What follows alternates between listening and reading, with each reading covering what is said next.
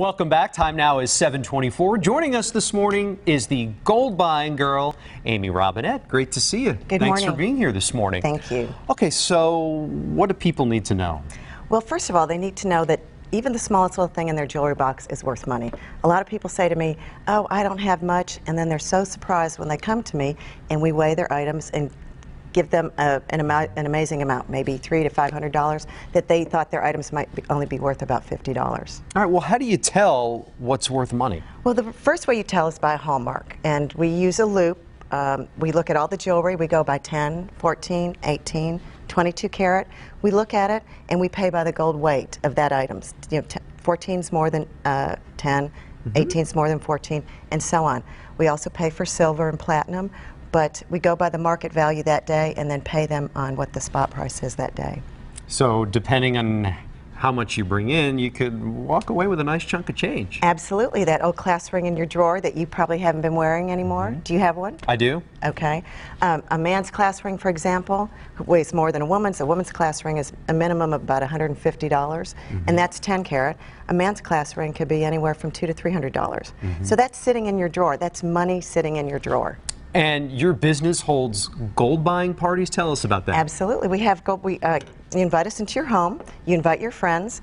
It's a party where we're giving people money. We're not asking them to buy anything. And the hostess gets a 10% hostess fee. So it's easy to throw a $5,000 party and the hostess walk away with $500. All right. How do you tell, though, if it's real gold and actually worth something versus something that's, you know, gold-plated or... Well, one of the tests I do have, I'm going to show you right now, is you can take a magnet and run it over. I have a little box of gold here. Okay. You can run it over these items and see that picked up right there? Oh, yeah. That's costume jewelry right there. So that's how we first start to sort it. And then I'll look at all these other pieces. And like I said, I have in fact, I didn't bring my loop with me today, but, you know, after you've been doing this so long, you can look at a lot of pieces and kind of sort them out and as to what's costume and real. But then we sort it by the hallmarks. And if we can't tell then, we have an acid test that we use. Okay. And I can actually show you that too if you'd like to see, where I take a piece of jewelry. Yeah, let's see it. Let's see how we do it. And scratch like this. Okay. And let's take a piece of the costume. We'll put it on the other side. Sort of a very involved process here. Absolutely. And you know, when we're not sure, we go through this process. The acid test is the only real way to tell if something is really gold. Some people use electronic testers, but that doesn't, that can give you a false positive. This is old school. The old-fashioned way always works best, right?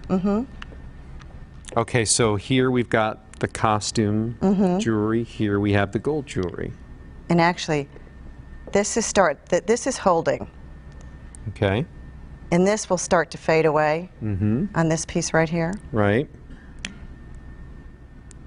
So this tells you what? This tells me, well, first of all, I have different strengths of acid. I can go from 10, 14, 18 to 22. But if it holds, if the line holds, then it tells me it is gold. Okay. Okay. And one of the pieces I picked up right here, that could have been gold on the ends because it's still holding right there. So that tells me that I need to relook at that piece and go ahead and test it with something else to make sure. Some very interesting information. Amy Robinette, we appreciate you being here with us this morning. Thank you. Thanks a lot. All right, you can get a link to Amy's website on click2houston.com. We'll have it posted under the hot button a little later.